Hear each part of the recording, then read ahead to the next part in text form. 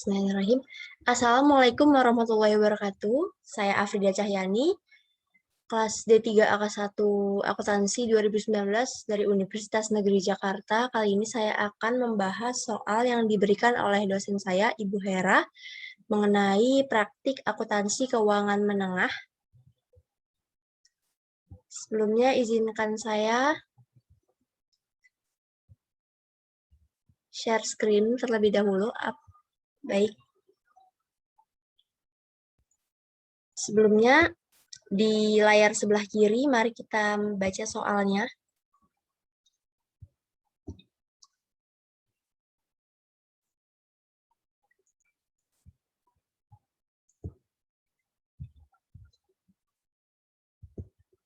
Pertama, ujian akhir semester ganjil 115 kode ganjil. Kode ganjil ini menandakan NIM yang berakhiran ganjil. Kebetulan saya mendapat NIM yang berakhiran ganjil yaitu 170, 451, 90, 21. Pertama-tama kita baca soalnya terlebih dahulu.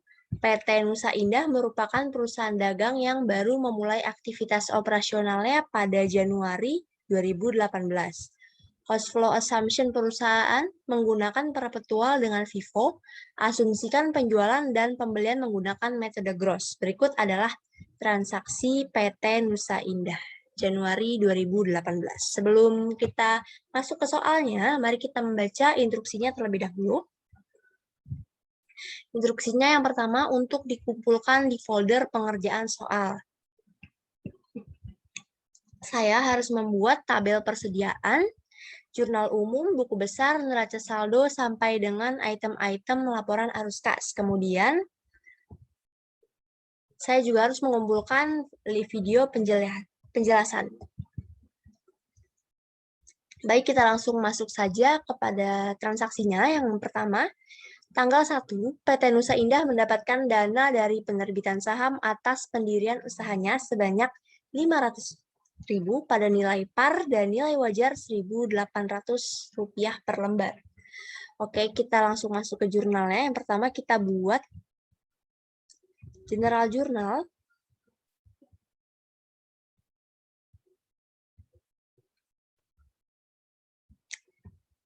Oke, ini general jurnal. Pertama, jangan lupa untuk memberikan judulnya PT Nusa Indah General Jurnal periode Januari 31 Januari 2018.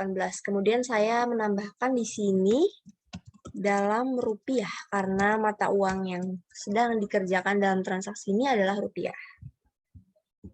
Sesuai dengan soalnya, jurnal pertamanya adalah cash pada capital stock karena PT Nusa Indah baru saja mendirikan perusahaannya.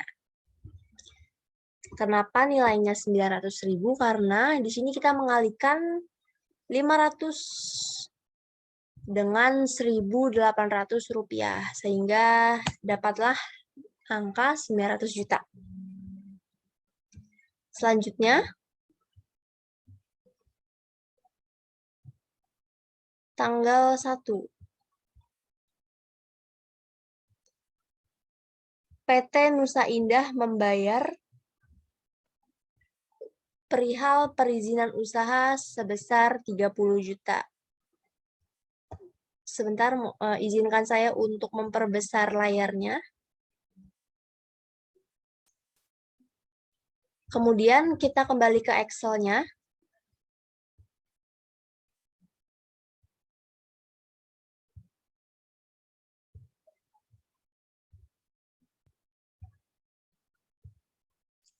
Di Excel-nya, jurnalnya adalah yang pertama 1 pra-operational expense pada cash senilai 30 juta. Kenapa saya memberikan jurnal pra-operational cash? Karena di sini terjadi beban sebelum kegiatan operasional dimulai dan saya sudah mencarinya di internet.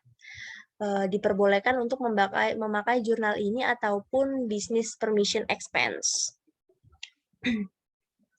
Lanjut ke soal berikutnya.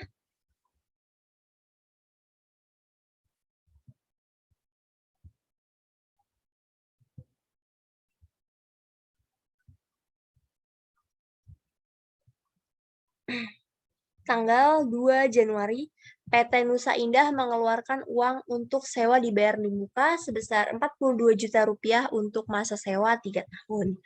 Berarti kita langsung masuk saja ke jurnalnya, yaitu dalam bahasa Inggris, yaitu prepaid rent pada cash sebesar 42 juta karena pembeliannya secara cash. Selanjutnya, masih di tanggal 2, PT Nusa Indah merekrut Tuan Baginda dengan gaji per bulan 4 juta. Tuan Baginda akan bekerja 2 bulan mendatang. Untuk tanggal 2 ini, kita tidak memasukkan jurnal apapun karena perekrutan dan pelaksanaan kerja baru dilaksanakan di luar periode ini atau setelah periode ini, sehingga tidak perlu kita jurnal. Selanjutnya masih di tanggal 2, PT Nusa Indah membeli peralatan senilai 380 juta dengan nilai residu 20 juta rupiah selama 5 tahun, depresiasi dengan garis lurus, terdapat PPN 10% atas pembelian tersebut secara tunai. Oke, di sini kita garis bawahi pembeliannya adalah secara tunai. Langsung kita masuk ke jurnalnya. Equipment di debit, PPN in di debit, pada cash di kredit sebesar 418 juta cashnya. Equipment-nya sesuai dengan soal, yaitu 380 juta rupiah, besar termasuk dengan PPN in 10% dari 380, yaitu 38 juta. Jadi totalnya 418 juta. Ke soal berikutnya di tanggal 3, PT Nusa Indah menerbitkan wesel bayar 40 juta dengan bunga per tahun 5%, jatuh tempo 2 tahun, pokok utang dibayarkan saat jatuh tempo, bunga dibayarkan setiap tanggal 3 mulai periode mendatang. Oke, wesel bayar ini berarti kita berhutang. Ada 2 macam, yaitu wesel bayar dan wesel tagih. Dan sepengetahuan saya, wesel bayar ini adalah notes payable akunnya. Sehingga jurnalnya di tanggal 3 ini yaitu cash dan notes payable karena kita menerima cash, kemudian utang wesel bayar kita bertambah, yaitu sebesar 40 juta. Untuk periode selanjutnya di tanggal 3, PT Nusa Indah membeli persediaan barang dagang 1.000 unit, harga per unitnya Rp10.000 dengan cara non-tunai 2/10 N/30 kepada PT Indasari. Karena di sini dikatakan cost flow assumption-nya menggunakan perpetual FIFO, sehingga diperlukan inventory card dalam transaksi yang berhubungan dengan persediaan. Kita langsung lanjut ke Excel-nya. Untuk jurnal ya, yang merchandise inventory pada account payable karena PT Nusa Indah membelinya secara kredit. Kemudian inventornya bertambah. Kemudian ini saya sudah membuat inventory card dengan metode FIFO, yaitu di tanggal 3, 1.000 unit bertambah, harga satuan 10.000, jumlahnya 10 juta. Jadi kita langsung tambahkan di saldo yang baru. Karena perusahaan ini baru didirikan. Oke, transaksi selanjutnya di tanggal 5, PT Nusa Indah membeli persediaan barang dagang 200 unit dengan cara tunai di PT Sari. Berarti berbeda dengan transaksi sebelumnya. Transaksi tanggal 5 kita menggunakan cash karena secara tunai, yaitu jurnalnya merchandise inventory pada cash sebesar 2.100.000. Dan jangan lupa juga cost flow-nya kita masukkan ke inventory card, yaitu di tanggal 5 sebesar 200 unit. harga satuan 10.500, kemudian amount-nya 2.100.000. Karena menggunakan metode FIFO sehingga cost flow barang kita pisahkan dengan yang sebelumnya. Lanjut ke transaksi berikutnya. Tanggal 7, PT Nusa Indah menjual barang dagangan sebanyak 400 unit secara tunai dengan harga jual 15.000 ke PT AAA. Oke. Tanggal 7. Sebentar. Di sini adalah transaksi penjualan. Karena perpetual, jadi kita menggunakan dua jurnal. Yang pertama adalah untuk mencatat penjualannya, yaitu cash pada sales sebesar 6 juta. 6 juta ini adalah nilai dari 400 dikali dengan 500, maksud saya 15.000 dikali dengan 400 unit. Kemudian untuk mencatat persediaannya, yaitu cost of goods sold atau harga pokok perolehan pada merchandise inventory. Kenapa? Karena dalam transaksi penjualan, inventory kita akan berkurang. Seperti itu. Dan untuk jumlahnya, kita lihat terlebih dahulu. Di tanggal 7, FIFO menjual 400 unit sebesar 10.000, karena ini first in first out. Jadi yang pertama dikeluarkan adalah barang yang pertama masuk.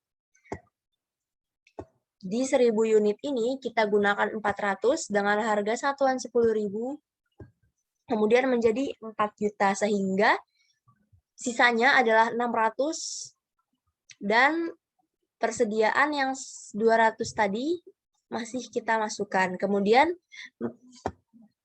nilai 4 juta ini adalah cost of goods sold dari transaksi di tanggal 7. Kita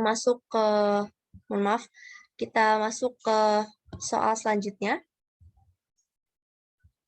Tanggal 9, PT Nusa Indah melunasi 4 juta ke PT Indasari. Sebelumnya, di tanggal 3, kita lihat PT Nusa Indah membeli persediaan barang dagang 1.000 unit kepada PT Indasari. Kemudian dilunasi sebanyak 4 juta. Jadi jurnalnya account payable pada purchase discount karena masih di dalam periode diskon. Kemudian pada cash. Nah, di sini diskonnya jumlahnya sesuai dengan termin, yaitu 2%. Jadi 2% dikali pelunasan, yaitu 4 juta. Kemudian pada cash-nya ini didapat dari account payable dikurang dengan purchase discount-nya. Sehingga dapatlah Rp3.920.000 untuk pelunasan PT Indasari tanggal 3. Oke, baik, kita lanjut ke tanggal selanjutnya, transaksi selanjutnya. PT Nusa Indah menjual barang dagangan secara tunai ke PT PBB sebanyak 300 dengan harga jual 18.000, 6 juta dibayar tunai, sisanya non-tunai. Untuk transaksi ini, saya tidak memasukkan jurnal apapun, alasannya karena di sini dikatakan menjual barang sebanyak 300 dengan harga 18.000. Mari kita hitung, sama dengan 300 dikali 18.000, itu 23. Hasilnya adalah 5.400.000, sementara dia di soal ini mengatakan 6 juta dibayar tunai. Jadi transaksi ini menurut saya tidak valid, sehingga tidak perlu di jurnal. Untuk transaksi selanjutnya, yaitu PT Nusa Indah membeli persediaan secara tunai sebanyak 500 unit dengan cara tunai. Harga beli per unit yaitu 10.600. Untuk jurnalnya, Seperti biasa, karena tunai, merchandise inventory pada cash, kemudian maksud saya merchandise inventory pada cash sebesar 5.300.000 dan jangan lupa untuk memasukkan cost flow-nya ke dalam inventory card, yaitu membeli 500 unit dengan harga satuan 10.600 sebesar 5.300.000, sehingga cost flow-nya muncullah cost flow baru. Yang pertama adalah 600 dengan harga satuan 10.000, kemudian 200 unit dengan harga satuan 10.500, dan yang baru ini yaitu 500 dengan harga satuan 10.600. Kita pisah pencatatannya karena ini FIFO. Oke, transaksi selanjutnya. PT Nusa Indah mendapat pelunasan dari PT BBB. PT BBB ini adalah transaksi di tanggal 12 yang tadi tidak valid, sehingga transaksi tanggal 17 juga tidak bisa di jurnal. Jadi kita lewati saja. Lanjut ke tanggal 19, PT Nusa Indah membeli perlengkapan 6 juta secara tunai. Oke, berarti jurnalnya supplies pada cash, karena di sini tidak ada keterangan apakah perlengkapan kantor atau perlengkapan pabrik, jadi kita hanya bisa memberikan keterangan supplies sebesar 6 juta pada cash. Transaksi selanjutnya, tanggal 20 PT Nusa Indah menjual barang dagangan secara tunai ke PT CCC sebanyak 200 unit dengan harga satuan 16.000 per unit. Oke, karena ini transaksi penjualan seperti tadi, cash pada sales, kemudian COGS pada inventory, cash pada sales sesuai dengan harga jualnya yaitu 16.000 dikali dengan 200 unit. Kemudian untuk COGS, kita bisa lihat kita menjual 200 unit di tanggal 20. Kemudian harga satuannya masih 10.000 karena barang pertama ini belum habis, jadi kita masih harus menggunakannya. Kemudian tersisa 400 dan selebihnya mengikuti. Jumlahnya adalah 2 juta. Jadi jumlah HPP-nya adalah 2 juta di tanggal 20. Untuk transaksi selanjutnya, PT Nusa Indah membayar jasa konsultan AMI 10 juta secara tunai, terdapat pemotongan PPh. Oke, untuk jurnalnya adalah consultant service expense pada income tax payable dan pada cash sebesar 10 juta. Jadi income tax services-nya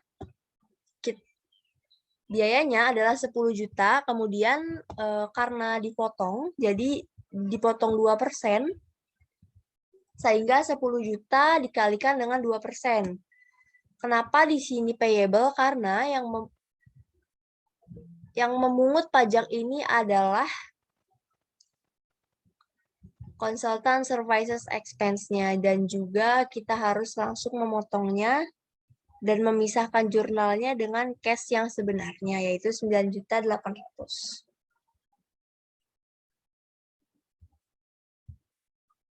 Selanjutnya, transaksi selanjutnya yaitu tanggal 22 PT Nusa Indah membayar beban iklan sebesar 2 juta rupiah, yaitu jurnalnya advertising expense pada cash sebesar 2 juta, seperti biasa.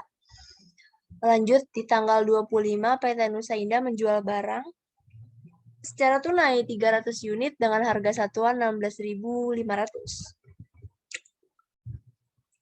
Kita langsung saja.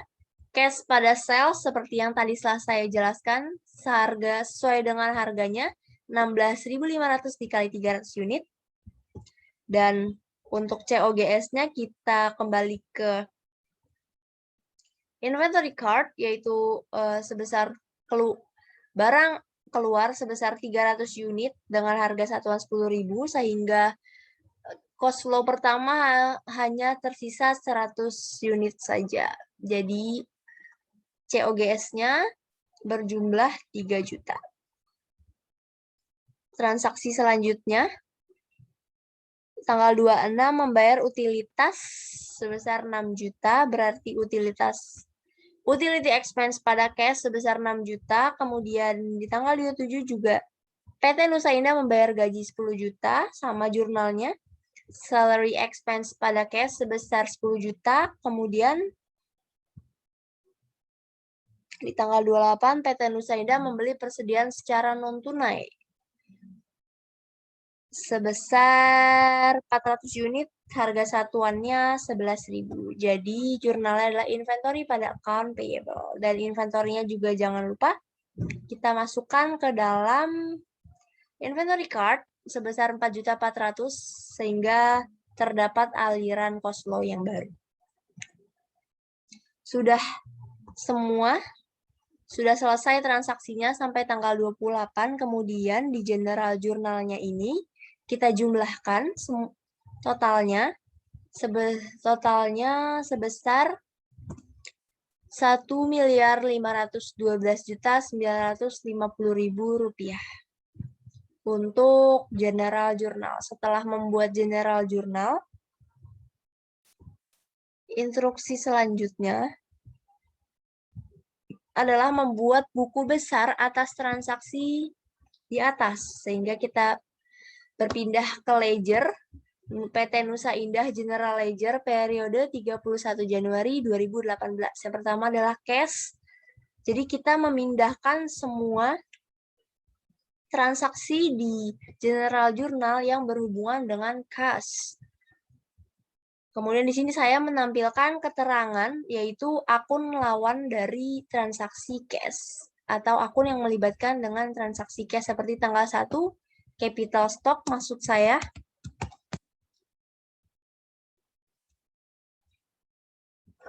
menambah cash sebesar 900 juta, kemudian ada,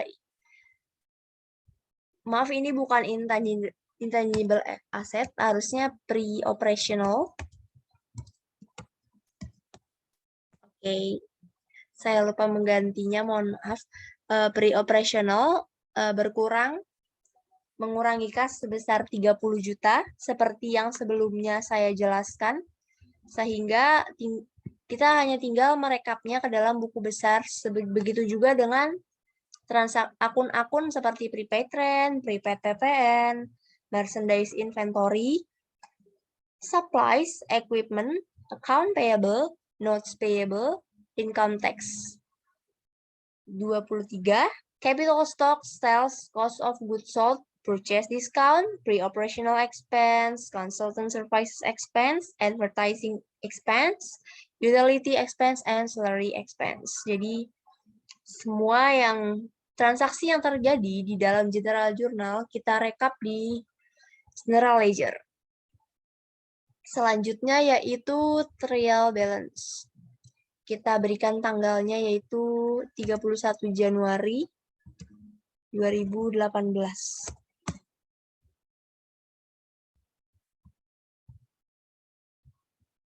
Kita samakan semuanya. Tapi saya hanya menulisnya sekali. Dan ini jangan lupa juga judulnya yaitu trial balance. Jadi trial balance ini adalah rekapan dari buku besar, ringkasan dari buku besar, saldo-saldo akhir seperti cash, saldo normalnya adalah di debit, sehingga di dalam trial balance kita menaruh saldonya di debit. Jika cash ini berada di saldo kredit, berarti cash-nya berkurang atau perusahaan tidak memiliki cash karena minus. Seperti itu. Kemudian kita rangkum, kita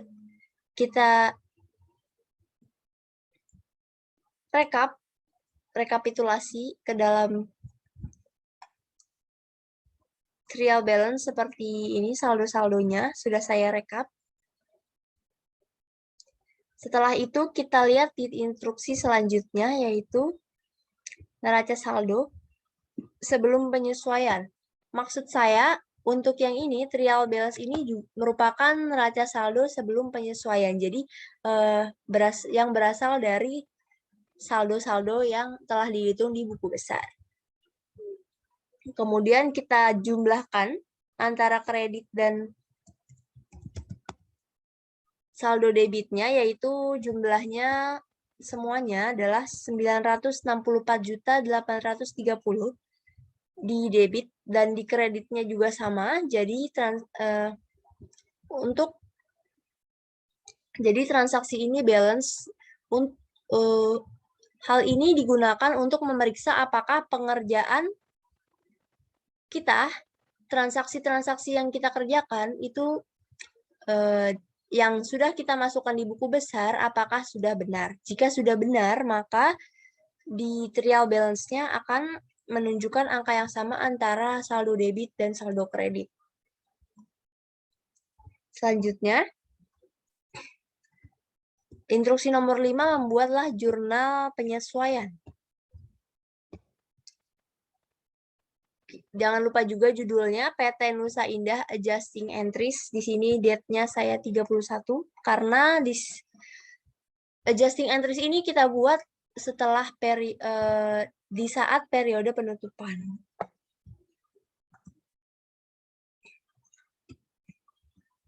Sebelumnya kita lihat di additional information. Tidak ada penurunan UNRV atas persediaan, sehingga kita tidak perlu membuat penyesuaian terhadap saldo-saldo persediaan. Kemudian nomor 2, terdapat penyisian kerugian piutang sebesar 2% dari total penjualan kotor. Sehingga kita hitung di sini, untuk jurnalnya adalah bad debt expense pada allowance for doubtful account. Kemudian kita jurnal di sini, L21 merupakan saldo penjualan, yaitu 14.150, saldo penjualan yang ada di buku besar. Kita kalikan dengan 2%. Kita langsung kalikan karena penyisihan ini diambil dari penjualan. Jika diambil dari piutang, maka kita harus menyesuaikan dengan saldo penyisihan yang sebelumnya. Hasilnya adalah Rp283.000. Kita tambahkan di sini keterangan dalam rupiah. Untuk yang sebelumnya juga perlu kita tambahkan karena mata uang ini sangat penting. Kemudian di jurnal selanjutnya kita lihat perlengkapan yang tersisa adalah 3 juta. Kita lihat transaksi perlengkapan sebelumnya.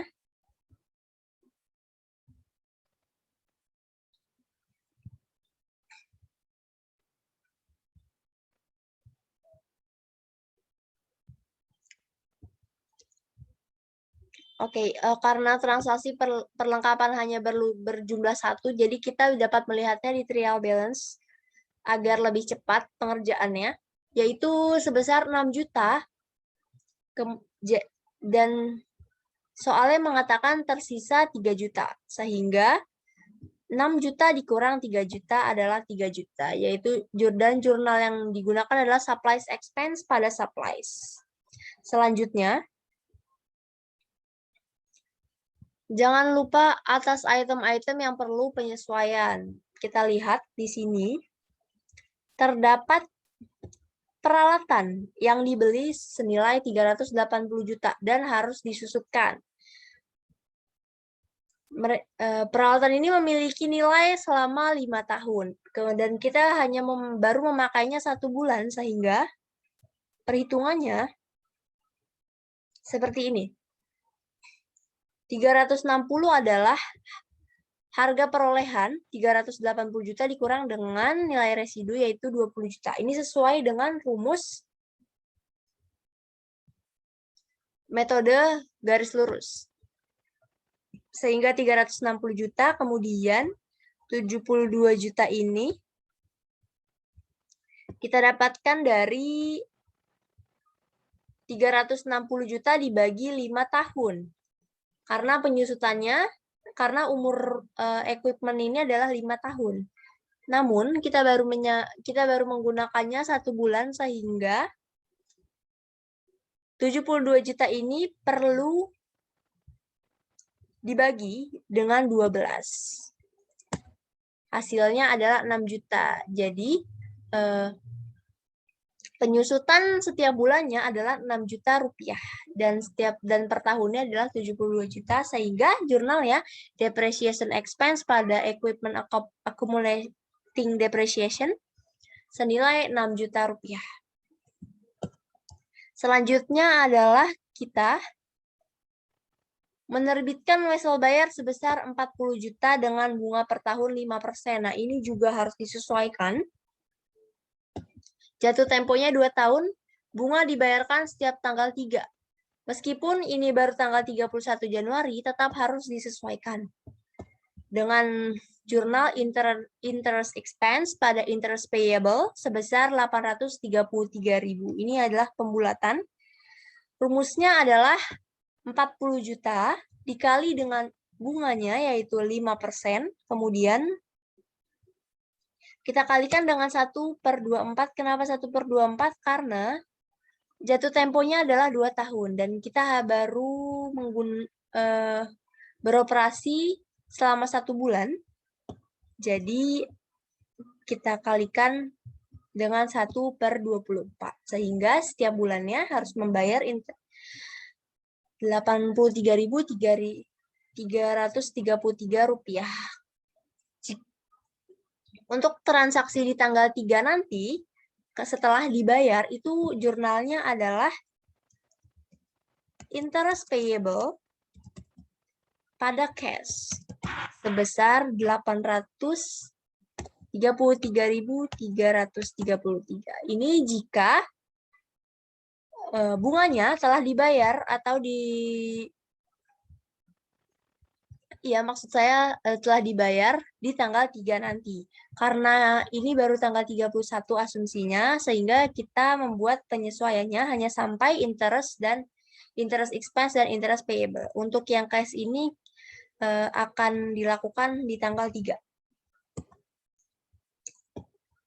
Selanjutnya kita lihat lagi di sini, kita mengeluarkan uang sewa 42 juta untuk masa sewa 3 tahun. Dan kita telah memakai sewa ini 1 bulan, sehingga 42 juta dikali dengan 1/36. Karena 3 tahun, kita bagi dengan 36, menjadi 36 bulan. Sehingga ini hasilnya. Dan kemudian kita hitung totalnya, yaitu total adjusting entries 10.533.010 rupiah. Kita lanjut ke instruksi selanjutnya. Jurnal penyesuaian kemudian kita pindahkan neraca lajur. Neraca lajur ini adalah rekapan untuk isinya adalah trial balance, adjusted trial balance, income statement, and balance sheet. Akun-akun yang terdapat di buku besar tadi kita pindahkan ke sini. Dan juga di dalam penyesuaian muncul akun-akun baru dan harus kita tambahkan di sini. Jadi semua akun yang ada di general ledger dan adjusting entries harus masuk ke dalam worksheet. Jangan lupa kita tambahkan dalam rupiah.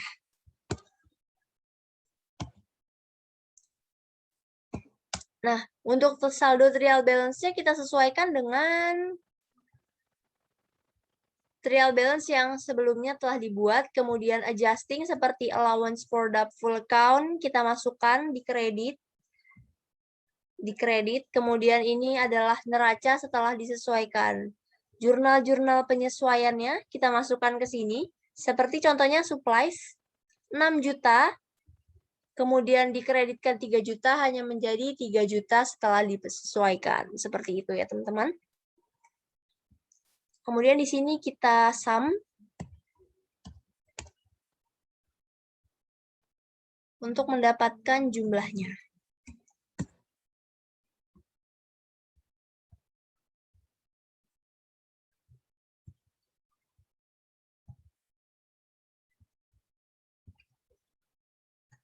Dan ini merupakan akun-akun baru yang saya tambahkan untuk kelompok expense, yaitu yang ada di adjusting entries tadi sebelumnya. Kita sesuaikan di adjusted real balance. Kemudian untuk akun-akun real, kita masukkan ke dalam balance sheet, dan akun-akun yang non-real kita masukkan ke dalam income statement. Di income statement ini cukup berbeda karena kita memindahkan seperti contohnya sales di kredit dan purchase discount. Jadi hanya ada 2 akun yang ada di kredit. Jika dijumlah, jumlahnya adalah 14.230. Dan ini menjadi tidak balance ketika di saldo debit bebannya dijumlahkan 77 juta sehingga perlu dikurangi 14 juta dikurangi 77 juta yaitu 63 juta 303. Ini dalam angka minus. Seperti itu. Kemudian selanjutnya untuk di balance sheet ini juga agak berbeda karena hasil di saldo debit adalah 893 juta sekian, sementara di kreditnya 956 juta sekian. Agar saldo debit dan kredit sama, kita tambahkan amount of loss atau jumlah ruginya di saldo yang kredit. Sehingga 956 juta sekian ditambah dengan minus 63 juta, hasilnya 893 juta. Sama seperti saldo debitnya. Kemudian balance sheet selesai. Kita masuk ke buatlah laporan keuangan, laba rugi, perubahan ekuitas, dan neraca. Kita buat di sini.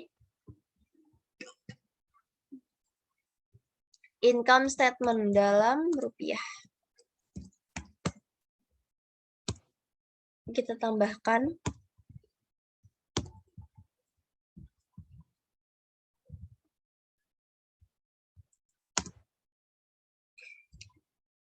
formatnya saya sesuaikan dengan format IFRS.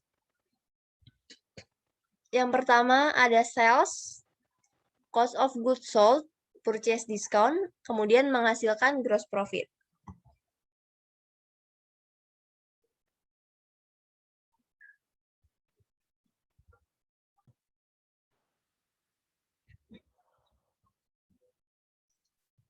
Sales-nya di sini didapat dari saldo yang telah dimasukkan ke dalam neraca lajur atau worksheet, yaitu 14.150. Kemudian saldo-saldonya juga sama, cost of goods sold-nya, karena kita ingin mencari gross profit sehingga jumlah sales atau harus dikurangkan dengan cost of goods sold, kemudian ditambahkan dengan purchase discount. Ketika dihitung, jumlah pengurangnya atau penambahnya adalah minus 8.920.000, kemudian gross profitnya kita dapatkan 5.230.000. Selanjutnya kita kelompokkan beban-bebannya sesuai dengan kelompoknya, seperti selling expense. Di sini saya memasukkan salary, advertising, depreciation expense, dan bad debt expense ke dalam kelompok selling expense. Sementara untuk general and administrative expense, saya mengelompokkan menjadi pre-operational expense yang tadi sebelumnya izin usaha, utility expense, consultant surprise, dan supplies expense. Kemudian untuk beban-bebannya kita masukkan saldonya ke dalam sini. Kemudian berikut ini adalah jumlah dari beban-bebannya. Kita jadikan minus karena akan mengurangi jumlah nantinya akan mengurangi jumlah gross profit. Sama seperti selling expense, itu juga dilakukan pada general and administrative expense. Kemudian angka minus ini kita tambahkan menjadi minus 67.283. Kemudian setelah itu terdapat other income and expense, yaitu rent expense masuk ke dalam kelompok ini. Karena hanya satu, jadi kita langsung masukkan ke dalam pengurangnya, yaitu minus 1.166.667. Kemudian kita dapatkan loss from operation atau rugi dari kegiatan operasi. Kita kurangkan 5 juta dikurang minus 67,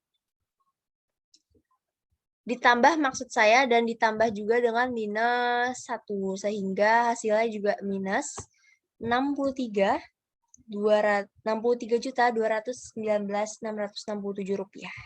Kemudian kita juga memiliki financing cost, yaitu interest expense. Kita langsung masukkan ke pengurangnya karena hanya ada satu di sini, minus 83.333. Kemudian kita dapatkan loss before income tax.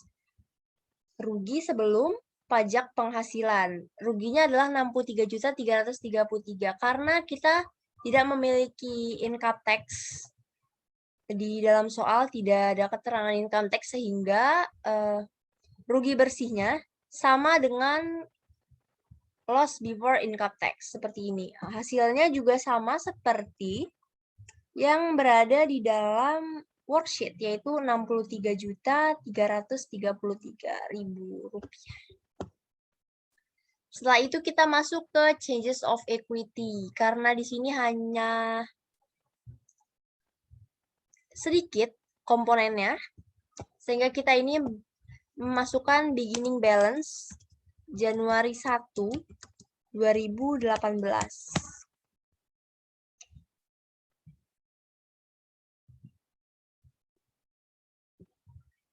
Kemudian ending balance-nya Januari 31, 2018.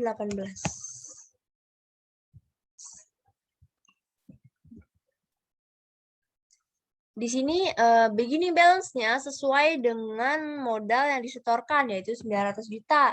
Kemudian net loss yang telah kita dapatkan di income statement tadi, kita masukkan ke di sini. 63 juta, minus 63.303 rupiah. Kemudian kita kurangkan karena mengalami kerugian. Sehingga saldo di periode 31 Januari ada berkisar 836.697.000 rupiah. Selanjutnya yaitu financial position atau neraca. Untuk tadi di neraca lajur, kita memiliki kelompok akun real. Dan di income statement akun nominal. Untuk akun real ini saldo-saldonya kita pindahkan ke dalam financial position, seperti kelompok aset terdapat current asset dan non-current asset. Kemudian liability ada current liabilities and non-current liability, begitu juga dengan ekuitas.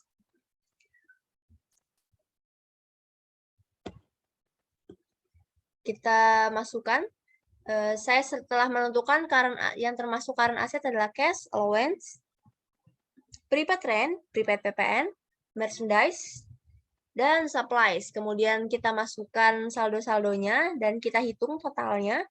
Sama seperti current asset, non-current asset di sini saya menentukan equipment at cost and equipment accumulated depreciation. Karena saldonya berlawanan dengan saldo normal, sehingga di sini minus 6 juta. Begitu juga dengan allowance yang tadi, minus 283.000. Kemudian kita jumlahkan total non-current asset, dan ini adalah total aset, yaitu penjumlahan dari non-current asset dengan total current asset. Kita bold. Selanjutnya adalah liability. Current liability yaitu account payable, notes payable, income tax, dan interest payable. Dan kita total jumlah current liability-nya Kemudian kita tidak memiliki non-current liability karena tidak memiliki pinjaman yang jangkanya sangat panjang dan tidak memiliki pinjaman bank.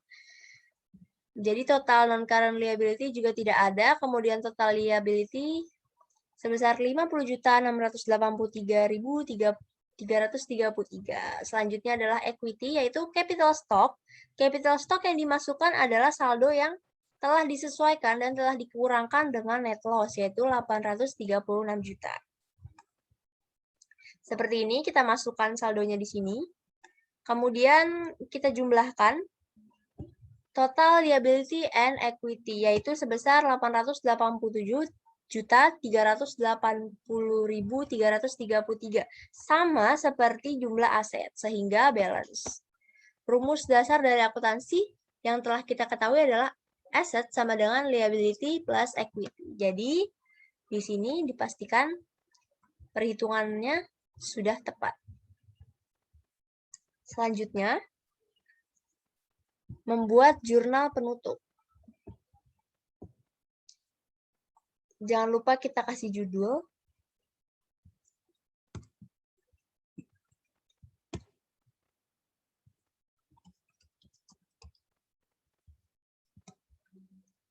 Dan di sini kita tulis dalam rupiah.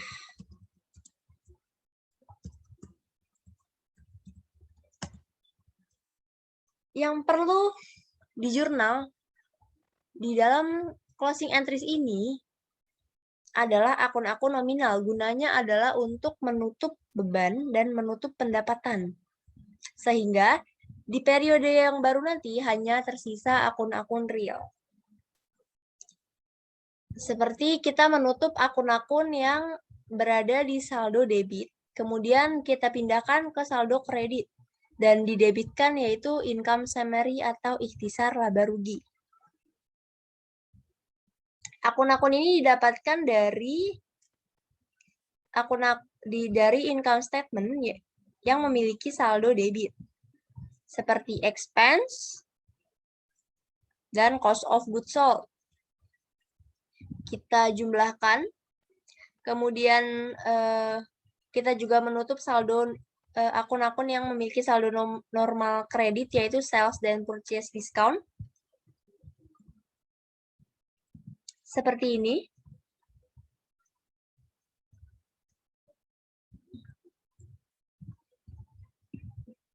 Kita masukkan ke income summary. Kemudian kita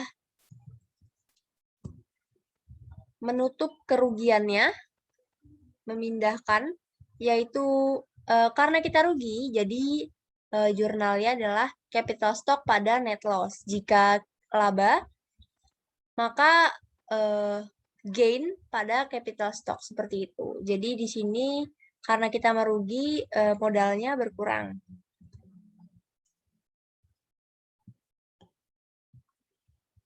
Rp63.333, sama seperti saldo net loss di income statement. Kemudian kita jumlahkan. Closing entries jumlahnya jadi 155.066.000. Maksud saya. Selanjutnya, buatlah kertas kerja neraca saldo setelah penutupan. Oke, neraca saldo setelah penutupan adalah akun-akun yang tidak ditutup. Berarti hanya tersisa akun real.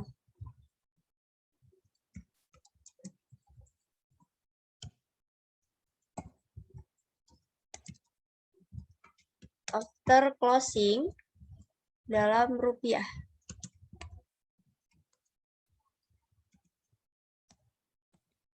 Ini juga merupakan neraca awal, sehingga bisa dikatakan ini Februari 1,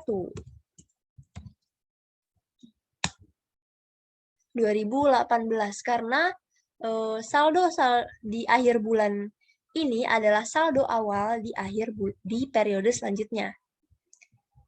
Kita hanya tinggal memindahkan saldo-saldo cash sampai dengan capital stock yang tadi telah dihitung di laporan selanjutnya. Kemudian kita jumlahkan apakah sama, ternyata sama, yaitu sebesar 893.663.333 rupiah. Kemudian hasilnya sama setelah itu. Jika perusahaan menggunakan asumsi persediaan dengan perpetual rata-rata, tunjukkan perhitungan tabel persediaannya.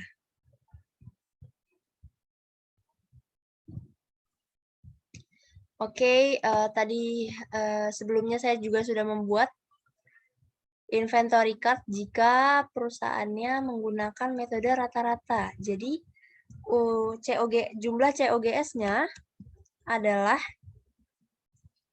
kita sum ya,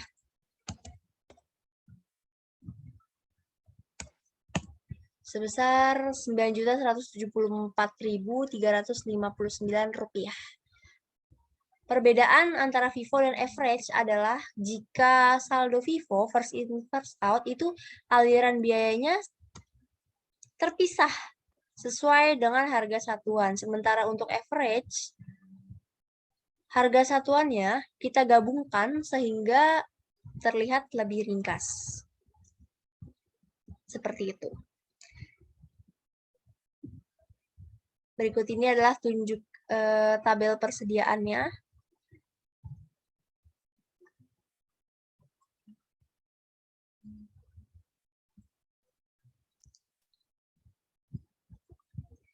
Untuk transaksinya sama, tanggal 3, 5, 7, 15, 20, 25, dan 28. Untuk menentukan harga satuannya, contohnya adalah di tanggal 5 kita membeli 200 unit dengan harga satuan yang berbeda dengan sebelumnya. Caranya adalah kita jumlahkan unitnya, kemudian kita jumlahkan harganya, yaitu 10 juta, ditambah dengan 2.100.000, kemudian kita tentukan harga satuannya dengan membagi 12.100.000 dengan 1.200 unit. Seperti itu. Jika perusahaan menggunakan asumsi persediaan rata-rata, tunjukkan gross profit perusahaan dalam bentuk laporan laba rugi parsial. Karena tadi saya langsung, ini sebenarnya bukan laba rugi parsial, cuma sama saja dengan laba rugi biasanya.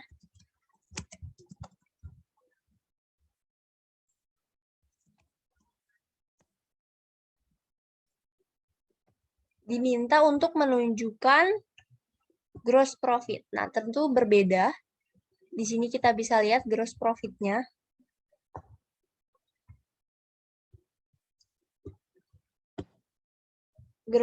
Terjadi perbedaan gross profit karena jumlah cost of goods sold-nya juga berbeda.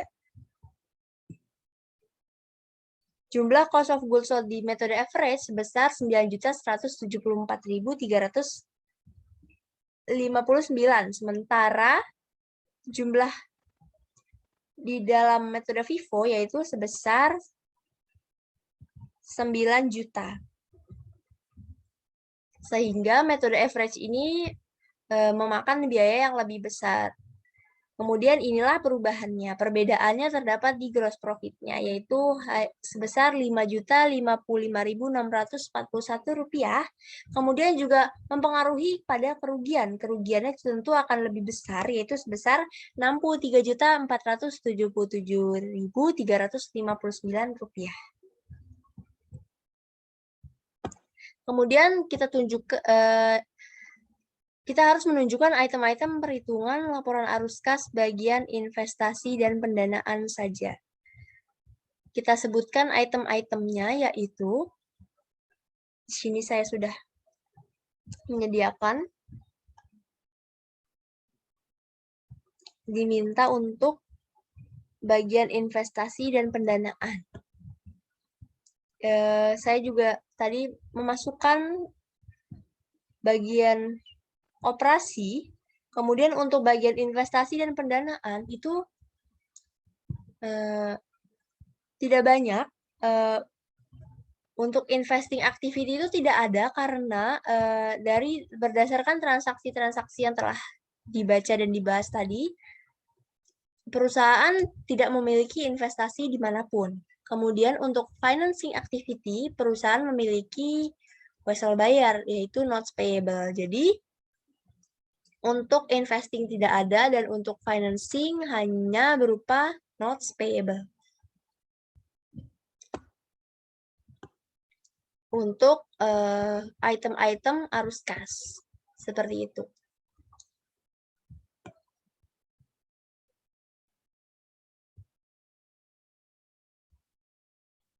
Oke, karena telah mencapai instruksi terakhir, jadi telah selesai pengerjaan soal kita. Terima kasih. Semoga bermanfaat. Wassalamualaikum warahmatullahi wabarakatuh.